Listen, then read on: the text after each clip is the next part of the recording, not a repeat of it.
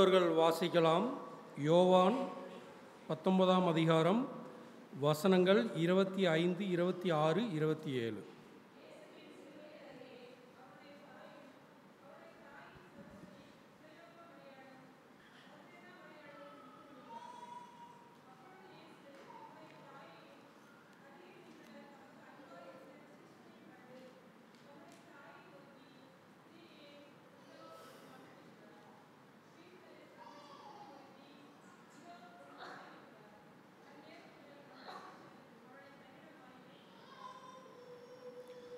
கண்களை மூடி ஜெபம் செய்வோம். அன்பும் இரக்கமும் நிறைந்த எங்கள் அன்பாண்டவரே, இந்த வேளையிலும் சிலுவையில் நீர் மொழிந்த 3வது திருவார்த்தையை நாங்கள் தியானிக்க இருக்கிறோம். எங்கள் அனைவருடைய சிந்தையும் உமக்கு நேராக நீங்கள் திருப்ப வேண்டும் என்று நாங்கள் ஜெபிக்கிறோம். அடியேனை நீர் முற்றிலுமாக மறைத்து கொண்டு எங்களுக்கு நீர் என்ன கற்றுக் கொடுக்க விரும்புகிறீரோ அதை நீர் எங்களுக்கு வெளிப்படுத்த வேண்டும் என்று எல்லாவற்றையும் இயேசு கிறிஸ்துவின் நாமத்தினால் வேண்டிக் கொள்கிறோம் பிதாவே, ஆமேன். தூக்கம் வர்றவங்கள ஒரு அல்லேலூயா சொல்லுவோமா? பரவாயில்ல.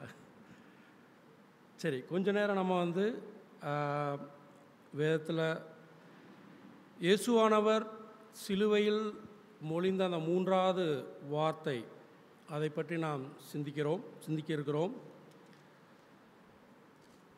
அவர் சிலுவையில் பல பாடுகள் பட்டு இரத்தம் சிந்தி அப்படி சிலுவையில் தூங்கிக் கொண்டிருக்கிற அந்த வேளையில்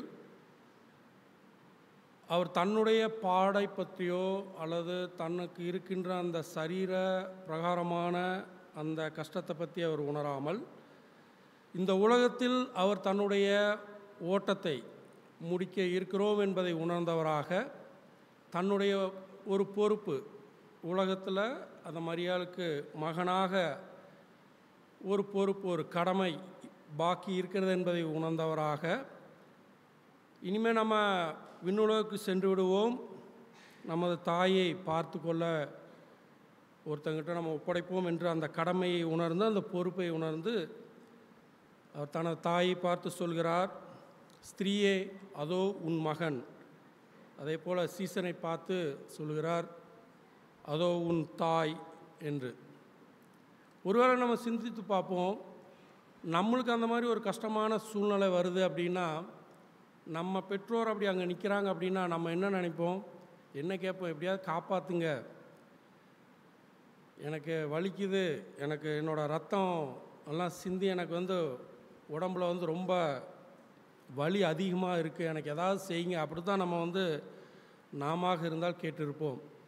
ஆனால் இயேசுவானவர் தேவன் என்ன நோக்கத்திற்காக அனுப்பினாரோ அவருக்குன்னு சில பொறுப்புகளை கொடுத்து, இதெல்லாம் நீ செய்யணும் உலகத்தில் அப்படின்னு சொல்லி அனுப்பினாரோ, அந்த பொறுப்புகளை, அந்த கடமைகளை அவர் நேர்த்தியாக நிறைவேற்றி உலகத்திலே மனிதனாகவும் மகனாக என்னென்ன கடமைகள் செய்ய வேண்டுமோ அவற்றை எல்லாம் செய்து வெற்றிகரமாக செய்து விண்ணுலகத்திற்கு அவர் கடந்து சென்று விட்டார். இப்பொழுது அவர் நம்மிடம் எதிர்பார்க்கிறார், நமக்கென்று கிறிஸ்தவர்களாகிய நமக்குன்னு பல பொறுப்புகள், பல கடமைகள் இருக்கிறது. அந்த பொறுப்புகளை, கடமைகளை நாம் நமது ஓட்டத்தை முடிப்பதற்கு முன்பதாக அந்த கடமைகளெல்லாம் நாம் செய்து முடிக்க வேண்டும் என்று தேவன் ஒரு ஏக்கத்தோடு பார்த்து கொண்டு இருக்கிறார். அப்படி என்னென்ன கடமைகள் இருக்குது? கிறிஸ்தவர்களாகிய நமக்கு என்னென்ன கடமைகள் இருக்குது?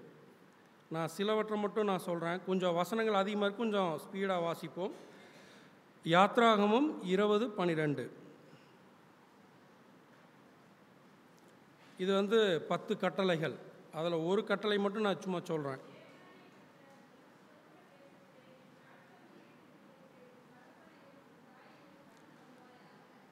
தாயையும் தகப்பனையும் கனம் பண்ணுவாயாக. ரோமர் 12:18.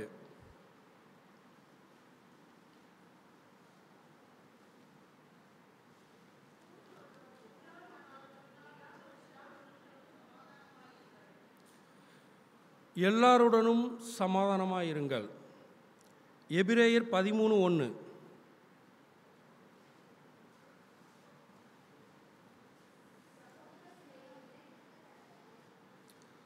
சகோதர சிநேகத்தை குறித்து இங்கு சொல்லியிருக்கிறது. 1 தீமோத்தேயு 2ஆம் அதிகாரம் வசனங்கள் 1, 2, 3.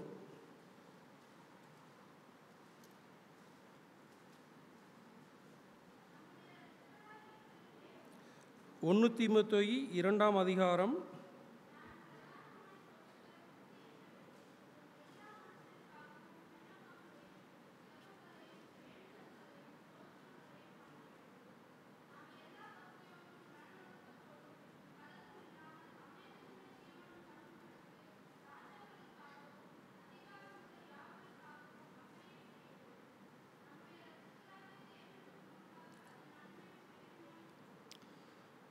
'நாம் அமைதியுள்ள ஜீவனம் பண்ணும்படியாக நம்மை ஆளுகின்ற ராஜாக்களுக்காக, அதிகாரத்தில் உள்ளவர்களுக்காக ஜெபம் பண்ணணும்.' இப்படி இருந்து ஒரு கொஞ்சம் சில காரியங்களை மாத்திரம் நான் ஒரு எக்ஸாம்பிளுக்கு நான் சொன்னேன். இந்த வேதத்தில் நாம் எப்படி வாழ வேண்டும், சந்தோஷமாக இருக்கும் பொழுது என்ன செய்யணும், துக்கமாக இருக்கிறப்ப என்ன செய்யணும், கஷ்டப்படும் பொழுது என்ன செய்யணும், எப்படி வாழ வேண்டும் என்று ஆதியாகமம் தொடங்கி வெளிப்படுத்தின விசேஷம் வரைக்கும் இந்த வேத புத்தகத்திலே தேவன் நமக்கு பல காரியங்களை எழுதி வைத்திருக்காங்க. இதெல்லாம் நீங்கள் செய்ய வேண்டியது கிறிஸ்தவர்களாகிய நம்மளுடைய பொறுப்பு, நம்மளுடைய கடமை. அதில் நம்ம சிலவற்றை மாத்திரம் நம்ம இங்கே படித்தோம். நம்மளுக்கு ஒரு பெரிய கெட்ட பழக்கம் என்ன அப்படின்னா, அடிக்கடி மறந்துடுவோம். எதாக இருந்தாலும் சரி, கொஞ்ச நாள் ஞாபகம் இருக்கும், அப்புறம் அதை அப்படியே காலப்போக்கில் அதை அப்படியே மறந்துடுவோம். அப்படி நம்ம கிறிஸ்தவங்க செய்ய வேண்டிய சில கடமைகள், அதை நாம் இப்போ மறந்துட்டுருக்கோம். நம்மளுக்கு அடுத்த ஜென்ரேஷன் கிட்ட பார்க்குற டிஃப்ரென்ஸும் நிறைய மறந்துட்டுருக்காங்க. அப்படி இப்போ நம்ம இந்த வேதத்தை நம்ம ப்ராக்டிஸ் பண்ணலை, அல்லது நம்ம வேதத்தில் சொல்லப்பட்டதை நம்ம அடிக்கடி நம்ம திரும்ப பார்க்கல அப்படின்னா நம்ம அதை மறந்துடுவோம். நம்மளும் மற்ற புறஜாதியாரை போல நாமும் அப்புறம் ஒரு சாதாரண நிலையில் இருப்போம். கஷ்டம் வந்ததுன்னா தேவனை நோக்கி பார்க்காமல் சுய புத்தியில் சார்ந்து நம்ம இது என்னை சேர்த்து தான் சொல்கிறேன், நானும் அதே லைனில் தான் இருக்கேன். அந்த நேரத்தில் கடவுள் நம்மளுக்கு கொடுத்த வாக்கு தத்தங்களை நாம் மறந்துவிட்டு சுய சிந்தையிலே சார்ந்து, இது நாம் யார் இடத்துல போனால் இந்த பிரச்சனை தீரும், இதற்கு நான் என்ன செய்ய வேண்டும் என்று நாம் சுயத்திலே சிந்தித்து கொண்டு இருக்கிறோம். இப்போ நம்ம இந்த மறதியை போக்கணும் அப்படின்னா நம்ம என்ன பண்ணணும் அப்படின்னா, ஒரு 2 காரியங்கள். முதலாவது அனுதினமும் வேதத்தை வாசித்து அதை நாம் தியானம் பண்ண வேண்டும். இதுன்னு சாதாரணம் தானே, அதை நாங்கள் தானே சும்மா படிக்கிறோம் அப்படின்னு. இது நான் பின்னாடி கொஞ்சம் அதை விளக்கமாக சொல்கிறேன். எடுத்தவர்கள் வாசியுங்கள். சங்கீதம் 1ஆம் அதிகாரம் வசனம் 2, 3.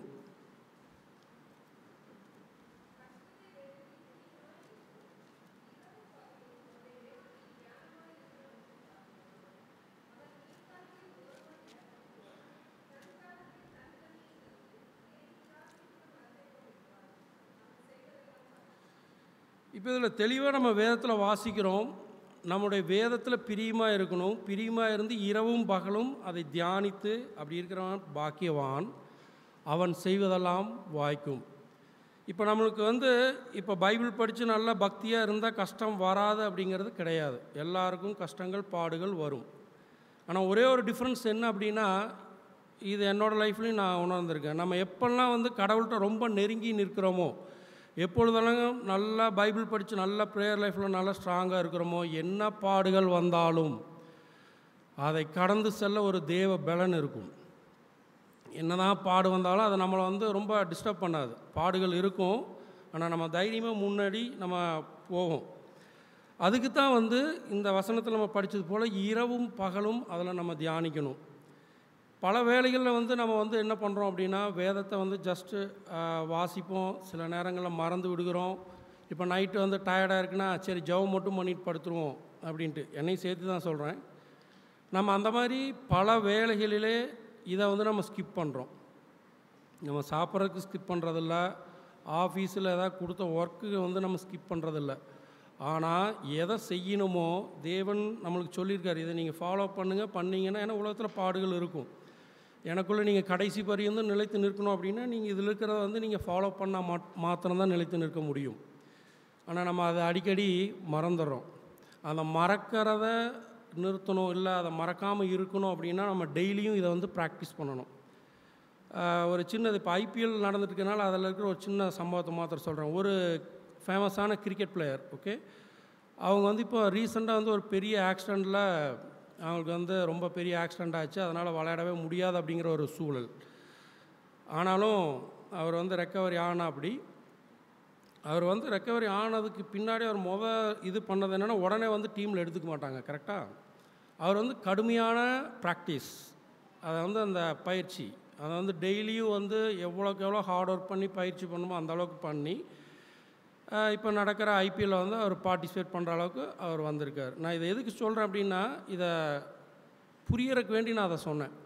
நம்ம அது போல் ஒரு உலக பிரகாரமான ஒரு கிரிக்கெட், அதுக்கே வந்து அந்த மனிதன் ஒரு அவ்வளோ ஒரு லோ லெவலில் இருந்து ப்ராக்டிஸ் பண்ணி மேலே வந்திருக்கார். நம்ம வாழ்க்கையில் தேவன் நம்மளுக்கு சொல்லியிருக்கார், நீ நித்திய ஜீவனை அடையணும் அப்படின்னா இதில் இருக்கிறத நீ பின்பற்றணும். அப்போ நம்ம என்ன பண்ணணும், டெய்லியும் வந்து இதை நாம் தியானிக்க வேண்டும். வாசிப்பது மாத்திரமல்ல, இதை நாம் தியானிக்கவும் வேண்டும். இன்னொரு சின்ன கதை சொல்கிறேன். ஒரு சின்ன கிராமம் இருந்துதான். அந்த சின்ன கிராமத்தில் வந்து ஒரு ஊழியர், தேவ ஊழியர் இருந்தார். மக்களும் இருந்தாங்க, அவங்க கிறிஸ்தவங்க. அது விவசாயம் செய்யக்கூடிய ஒரு கிராமம். விவசாயம் தான் அங்கே வந்து மெயினான இது. இந்த ஊழியக்காரர் வந்து தெருவில் அங்கங்கே போயிட்டு இப்படி தேவனை பற்றி அப்படி பாவம் செய்யாதீங்க, மனம் திரும்புங்க, நீங்கள் பண்ணுறதெல்லாம் தப்பு. ஏன்னா அந்த மக்கள் நிறைய பாவங்களை செய்து கொண்டு இருக்காங்க. அப்போ எல்லாம் வந்து இவரை ஏளனப்படுத்துவாங்க, திட்டுவாங்க, சில நேரங்களில் அடிக்கவும் செய்வாங்க. அவர் அதெல்லாம் பொறுமையாக தாங்கி கொண்டு அப்படியே போய்விடுவார். ஒரு கட்டத்தில் பார்த்தீங்க அப்படின்னா, அவரை வந்து ரொம்ப ரொம்ப துன்புறுத்த ஆரம்பிச்சிட்டாங்க அந்த ஊழியக்காரரை. ஆனால் அவ்வளோ ஒரு மக்கள் வந்து கிறிஸ்தவர்களும் உண்டு அந்த ஊரில். எல்லாவற்றையும் மறந்து அவங்க வந்து நல்ல ஒரு கம்ஃபர்டபுளான ஒரு ஜோனில் எல்லோரும் இருக்கிறதுனால வேதத்தை மறந்து அவங்க வந்து அவங்க செய்கிறதான் கரெக்டு, இவர் ஏதோ சொல்கிறாரு அப்படின்ட்டு அவருக்கு வந்து நிறைய துன்பங்களை கொடுக்க ஆரம்பித்தாங்க. கிராமத்தில் பார்த்தீங்க அப்படின்னா இந்த ஓலையில் செய்த வீடு இருக்கும், அந்த வீட்டில் தான் அவர் குடியிருக்கார். ஒரு நாள் வந்து அந்த வீட்டையும் பிரித்து இது பண்ணிடுறாங்க. அவர் வந்து ரொம்பவும் மனம் துக்கப்பட்டு வேதனையில் அந்த ஊருக்கு வந்து ஒரு சாபம் கொடுக்குறார். இந்த ஊருக்கு வந்து நீ மழையே பெய்யாது அப்படின்ட்டு அவர் ஒரு சாபத்தை கொடுத்துட்றார். அதுக்கு பின்னாடி இந்த மக்கள்லாம் அவர் ஏதோ சொல்கிறாரு, அதெல்லாம் ஒன்றும் இல்லை அப்படின்ட்டு அவர் வந்து அந்த இடத்த விட்டு அவர் கடந்து போய் விடுகிறார் அந்த ஊரை விட்டு. அப்போ முதலாவது அந்த ஊரில் வந்து மெயினாக வந்து விவசாயம்தான். அப்போ விவசாயம் செய்வதற்கு வந்து என்ன பண்ணுவாங்க அப்படின்னா, இந்த நிலங்களை பண்படுத்த வேண்டும். அதுக்கு வந்து என்ன பண்ணுவாங்கன்னா, அந்த ஏர் உழுகிறதுன்னு சொல்லுவாங்க. இது ஏன்னா நம்ம அடுத்த ஜென்ரேஷன் நிறைய பேர் இது பார்த்துருக்க மாட்டாங்க, அதனால தான் இந்த இமேஜ் நான் போட சொல்லியிருந்தேன். இப்படி அந்த 2 மாடு வச்சு அந்த ஏர், அந்த கலப்பைன்னு சொல்லுவாங்க, அதை வச்சு இப்படி உழுது அந்த மண்ணை வந்து பதப்படுத்துவாங்க விவசாயம் பண்ணுறதுக்கு. இது வந்து ஒரு முறை. அந்த மாதிரி அவங்க அந்த வருடம் பண்ணுறாங்க. அவங்களுக்கு வந்து அவர் ஊழிக்காரர் சொன்னதெல்லாம் ஞாபகம் இல்லை. எல்லாருமே அந்த மாதிரி பண்ணி பார்க்குறாங்க, ஆனால் மழை வரல. சரி, அடுத்த வருடம் பண்ணுறாங்க, மறுபடியும் மழை வரல. ஆனால் அப்போ வந்து அந்த 3வது வருடத்தில் வந்து எல்லோரும் வந்து இனி மழை வராது, அப்போ அந்த ஊழிக்காரர் சொன்னது கரெக்டு தான் போல் அப்படின்ட்டு அவங்க ரொம்ப தத்தளிக்க ஆரம்பிக்கிறாங்க. ஆனால் அதில் ஒரு தேவனுக்கு பயந்த ஒரு மனிதர், அவரும் வந்து 3வது வருடமும் அவர் வந்து அந்த ஏர் உழுதல், அதாவது நிலத்தை உழுகின்ற அந்த செயலை செய்கிறார். எல்லோரும் கேலி பண்ணுறாங்க, அதான் மழையே வராதில்ல, அப்புறம் எதுக்கு நீ செஞ்சிட்ருக்க அப்படின்னு. அவர் வீடு திரும்பும் பொழுது அவருடைய மகள், சின்ன மகளும் அதே சொல்கிறா, ஏப்பா மழை தான் வராதில்ல, அந்த ஊழிக்காரங்க சாபம் கொடுத்துட்டாங்க, எல்லாருமே ஊழுகிறதில்ல, நம்ம மட்டும் ஏன் செய்கிறோம் அப்படின்னு. அப்போ அவர் சொன்னார், ஆமாம் மகளே, மழை வராது, நான் தேவனிடத்தில் மன்னிப்பு கேட்டுக்கொண்டு இருக்கிறேன், என்றாவது ஒரு நாள் மழை வரும். அன்று மழை வருகின்ற நேரத்திலே ஒருவேளை நான் இந்த ஏர் உழுகின்ற இந்த பயிற்சியை நான் செய்யாவிட்டால் எனக்கு அது மறந்துவிடும், அல்லது எனக்கு அடுத்த ஜென்ரேஷனுக்கும் அது மறந்துவிடும், அதை செய்வதற்கும் எனக்கு பலன் இருக்காது. இதை நான் ப்ராக்டிஸ் பண்ணவில்லைன்னா திடீர்னு ஒரு 5 வருஷம் கழித்து மழை வருது அப்படின்னா என்னால் போய் ஏர் உழ முடியாது. ஏன்னா நான் அந்த ப்ராக்டிஸை நான் விட்டுட்டேன் அப்படின்னா, ஏன்னா அது கடினமான ஒரு காரியம் செய்கிறது இல்லையா. அதுக்கு அந்த டெய்லி அந்த பண்ணிகிட்டே இருந்தால் தான் அந்த ஒரு பலனும் இருக்கும், நம்மளால் செய்யவும் முடியும் என்று அவர் அந்த சிறு பிள்ளைக்கு சொல்லுவார். இது ஏன் நான் இந்த கதையை நான் சொன்னேன் அப்படின்னா, அதே போல தான் நம்மளும் அனுதினமும் இந்த வேதத்தை நாம் வாசித்து தியானிக்காவிட்டால் தேவன் நமக்கு நிறைய வாக்கு தத்தங்கள் இதை கொடுத்துருக்கார். வருத்தப்பட்டு பாரம் சுமக்கல எங்கிட்ட வாருங்க. ஆனால் நம்ம அதை மறந்துடுவோம். பிரச்சனை வந்தது அப்படின்னா உடனே கவலைக்கு மேலே கவலை. இதை நம்ம தனியாக ஒரு ஐசோலேஷனில் போய் விடுகிறோம். தேவன் இன்று நம்மளுக்கு நினைப்பூட்டுகிறார், என்னிடத்துல வா, என் வேதத்தை தினமும் தியானி, இதுக்கு நீ முதல் முக்கியத்துவம் கொடு, இதுக்கு நேரத்தை ஸ்பெண்ட் பண்ணு, மற்றதெல்லாம் நான் பார்த்துக்குவேன் என்று அவர் சொல்கிறார். இரண்டாவது மிக முக்கியமான காரியம், அனுதினமும் நாம் ஜெபிக்க வேண்டும். நம்மளுடைய ஜெபம் எப்படி இருக்குதுன்னு இப்போ என்னை சேர்த்து தான் சொல்கிறேன். சில நேரங்களில் ரொம்ப டயர்டாக இருக்குது அப்படின்னா சுருக்க ஜெபம் பண்ணிட்டு படுத்துருவோம். அந்த 4 காலில் நின்று ஜெபம் பண்ணுவோம். நேர்முட்டிங்கள் இப்போ ஜெபம் பண்ணுறதெல்லாம் ரொம்ப குறைஞ்சிட்டு. இப்போ எல்லாம் என்னை சேர்த்து தான் சொல்கிறேன். ஏன்னா நமக்கு அந்த ப்ராக்டிஸ் போயிட்டு இப்போ நம்ம அந்த நேர்முழங்காலில் நிற்க முடியாது தான். ஏன் அப்படின்னா ஸ்டார்டிங்கில் கஷ்டமாக தான் இருக்கும். நம்ம அதை நேர்முழங்காலில் நின்று நம்ம அதை ப்ரேயர் பண்ணினா மாத்திரம்தான் அந்த பலன் கிடைக்கும். அப்போ நம்மளுக்கு அது சாதாரணமாக இருக்கும். இப்போ நிறைய ஊழிக்காரங்களாம் பார்த்தீங்கன்னா மணிக்கணக்கில் முழங்கால் நின்று ஜெபம் பண்ணுறாங்க, வயசானவங்க கூட. நம்மால் ஏன் முடியவில்லை? ஏன்னா நம்ம அந்த பயிற்சி செய்கிறதில்ல. சரி, ஓகே. இதில் இப்போ நம்ம ஜெபம் நிறைய விதமான ஜெபம் நம்ம பண்ண சொல்லி பைபிளில் நம்ம சொல்லியிருக்கு. கொலோசேயர் 4:2.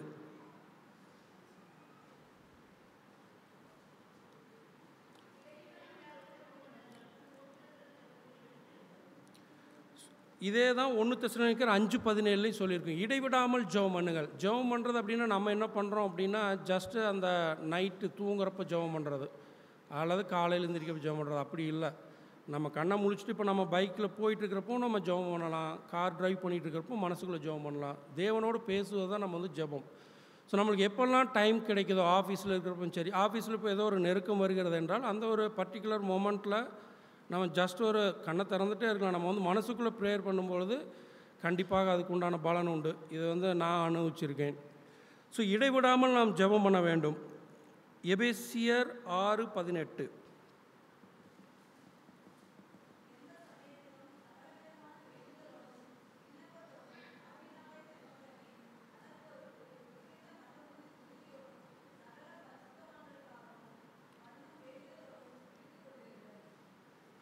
ஸோ நாம் எப்பொழுதும் விழித்திருந்து ஜெபம் பண்ணணும். ஏன் அப்படின்னா பிசாசான நம்மளை கெச்சிக்கிற சிங்கத்தை போல் எப்போ விழத்தள்ளலான் இருக்கேன். இப்போ நான் பைபிளுக்கு அதை ஃபாலோ பண்ணிட்டேன், இன்றைக்கி நான் பரிசுத்தவானா இருக்கேன் அப்படின்னா நாளைக்கு நான் இதை விட்டுட்டேன் அப்படின்னா அதுக்கு அடுத்த நாளே நான் கீழே தான் விழுவேன். ஏன்னா பிசாஸ் எப்போ நம்மளை விழத்தள்ளலான் இருக்கேன். இது பெரிய ஊழிக்காரங்களுக்கும் அதே இதுதான், சின்ன நம்ம சாதாரண கிறிஸ்தவர்களுக்கும் இதுதான். நம்ம இதில் ப்ராக்டிஸ் பண்ணாமல் இதில் நம்ம கேர்ஃபுல்லாக இல்லாமல் இருந்தால் நம்ம வருஷத்தில் நான் 364 நாள் நான் கரெக்டாக இருந்தேன், ஆனால் ஒரு நாள் நான் கொஞ்சம் அசால்ட்டாக இருந்தேன் அப்படின்னா அந்த 365ஆவது நாள் நீ பாவியாக விழுந்துருவோம். அந்த மாதிரியான ஒரு காலகட்டத்தில் தான் நம்ம வாழ்ந்து கொண்டு இருக்கிறோம். அதனால் நாம் விழித்திருந்து நாம் ஜெபம் பண்ண வேண்டும். அதே போல் யாக்கோப்பு 5:17-18 கருத்தாய் ஜெபம் பண்ணுங்கள் இங்கே சொல்லியிருக்கோம். நம்ம சும்மா ஜெபம் பண்ணணுன்னா வளவலா அப்படின்னு ஜெபம் பண்ணுறதில்ல. நம்ம என்ன காரியங்களை குறித்து ஜெபம் பண்ணுகிறோம் என்று அதில் ஒரு கருத்தாக இதுக்காக நான் ஜெபம் பண்ணுறேன் அப்படின்ட்டு நம்ம கருத்தாய் ஜெபம் பண்ணணும். அதுக்கடுத்தது பார்த்திங்க அப்படின்னா யாக்கோப்பு 5:15 விசுவாசத்தோடு ஜெபம் பண்ணுங்கள்னு இருக்கும். நம்ம ஜெபம் பண்ணுறப்பமே ஒரு டவுட்டாக தான், இது நடக்குமோ நடக்காதா, ஒரு வியாதி வந்துட்டுனாவே எனக்கும் சேர்த்து தான் சொல்கிறேன், எனக்கும் கஷ்டம் வந்தது அப்படின்னா அது ஒரு அரகுற மனசோடு தான் நம்ம ஜெபம் பண்ணுவோம். இதுக்கு இப்போ அந்த ஸ்டோரி நான் கண்டினியூ பண்ணுறேன். இப்போ பல வருடங்கள் ஆகிட்டு அந்த கிராமத்தில் மழையே வரல. இந்த குடும்பம் ஜெபம் பண்ணுறாங்க. இப்போ அந்த மற்ற மக்களும் இப்படி பல வருடங்கள் மழை வரலினோடனே மனம் திரும்ப ஆரம்பிக்கிறாங்க, நம்ம பண்ண தவறு தான் அப்படின்ட்டு.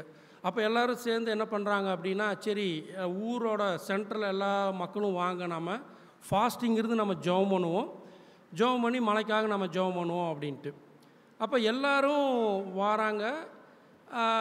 பார்த்தீங்க அப்படின்னா எல்லோரும் சும்மாடி கை வீசிட்டு வராங்க. ஒரு சின்ன குழந்தை மட்டும் ஒரு கொடையை தூக்கிட்டு இப்போ நம்ம வாசித்தோம் இல்லையா, சொன்னேன் இல்லையா, அந்த குடும்பத்தை சார்ந்த அந்த சின்ன பொண்ணு மட்டும் கொடையை தூக்கிட்டு வருது.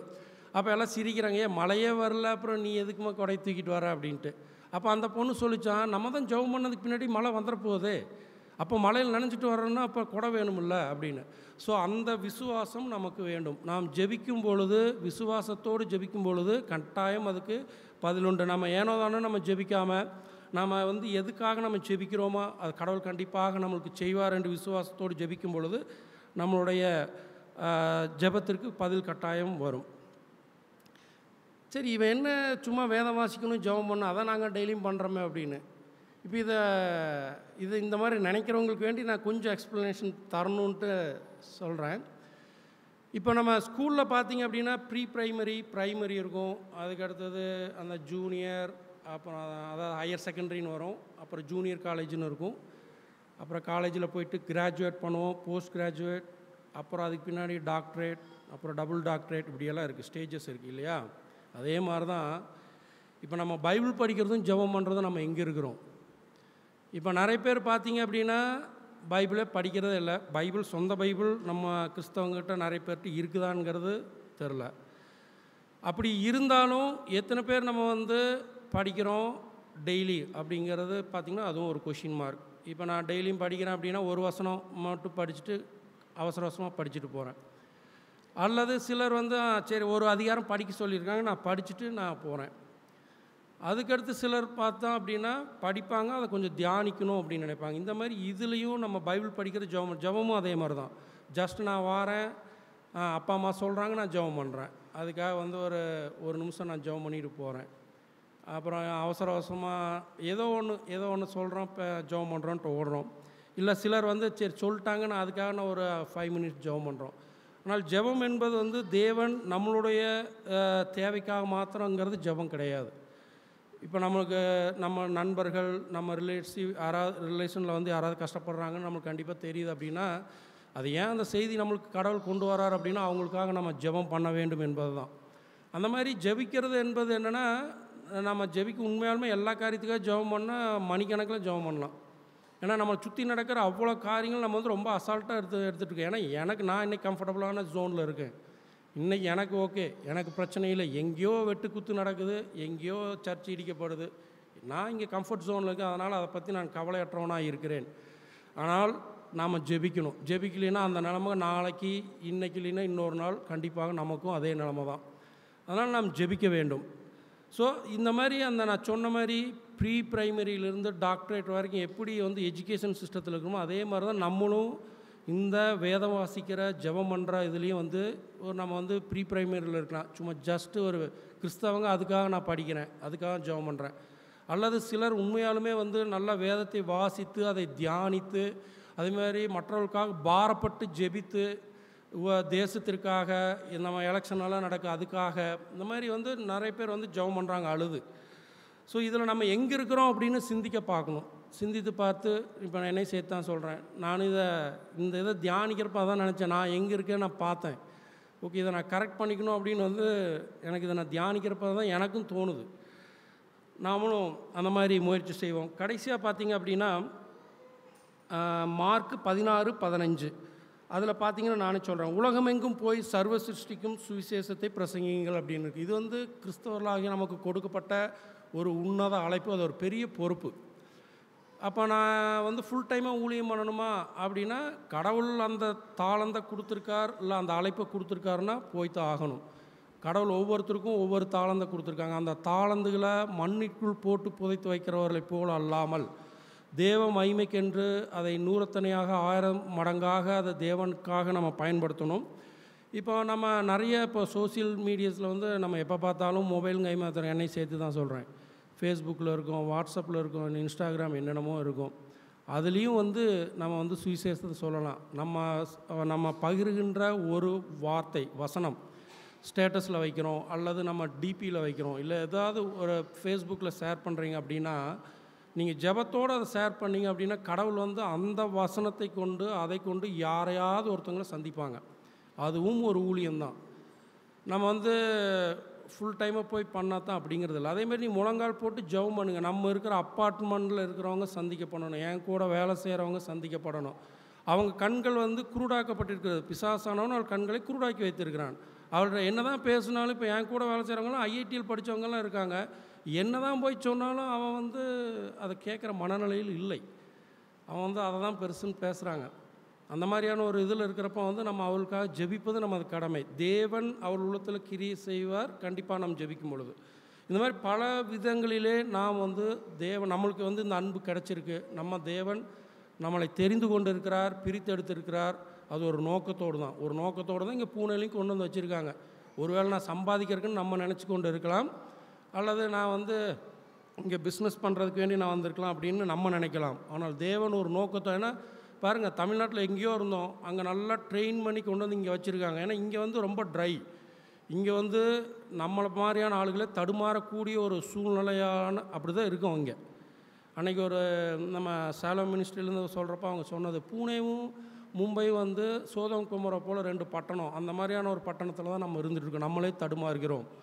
அதற்கு காரணம் என்ன அப்படின்னா, தேவன் நம்மளை ட்ரெயின் பண்ணி இங்கே கொண்டு வந்திருக்காருன்னு ஏதோ ஒரு நோக்கம் இருக்கும். இப்போ இங்கே ஒரு எழுப்புதல் வரணும் அப்படின்னா நம்ம எல்லாரும் சேர்ந்து இதற்காக பாரப்பட்டு அனுதினமும் ஜெபிக்கும் பொழுது மாத்திரம்தான் தேவன் இந்த இடத்துல வந்து கிரியை செய்ய முடியும். இப்படி வந்து இந்த வேத புத்தகத்திலே தேவன் பல காரியங்களையும் நம்மளுக்கு சொல்லியிருக்கார். இந்த மாதிரியான எல்லா காரியங்களையும் நான் வந்து அனுதினமும் இதை வாசித்து அதை தியானித்து அதை நம்ம செய்ய நம்ம அழைக்கப்பட்டு இருக்கிறோம். அது நம்மளுடைய பெரிய கடமை. அதை நம்ம வந்து அனுதினமும் செய்கிறப்ப தான் அதை நம்ம மறக்க மாட்டோம். நம்ம டெய்லி இதை படிக்கலை அப்படின்னா கண்டிப்பாக மறந்துடுவோம். கொஞ்ச நாள் இருக்கும் ஞாபகம், அதுக்கு பின்னாடி வந்து பிரச்சனை. ஏன்னா நம்ம அந்த மாதிரியான ஒரு பிஸியான உலகில் நம்மளை சுற்றி பார்த்திங்கன்னா குழந்தைங்க படிப்பு, ஆஃபீஸு ஒர்க் டென்ஷன், அதுக்கடுத்து எதிர்காலம், இந்த மாதிரி நம்ம சிந்தனைகள் ஃபுல்லாக வந்து அவுட் ஆஃப் ஃபோக்கஸில் தான் போகுது. இதில் இல்லை, எனக்கும் சேர்த்து தான் நான் சொல்கிறேன். இதை நம்ம கரெக்ட் பண்ணோன்னா அவர் சொல்லியிருக்காரு, என்ன முதல்ல தேடு, மற்றதெல்லாம் தானாக வரும் அப்படின்னு. அந்த வசனத்தை நம்ம மறந்துடுறோம்.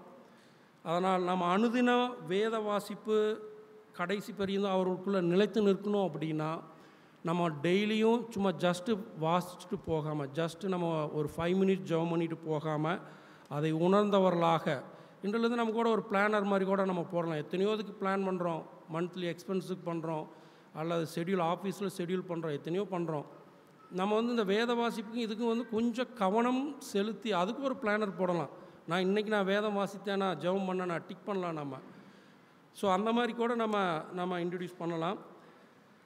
அதை மறந்து விடாமல் கடைசி பிறந்து அவருக்குள்ளே நாம் நிலைத்து நிற்கணும் அப்படின்னா அனுதின வேத வாசிப்பு, தியானம், அனுதின ஜெபம், இது வந்து ரொம்ப ரொம்ப முக்கியம்.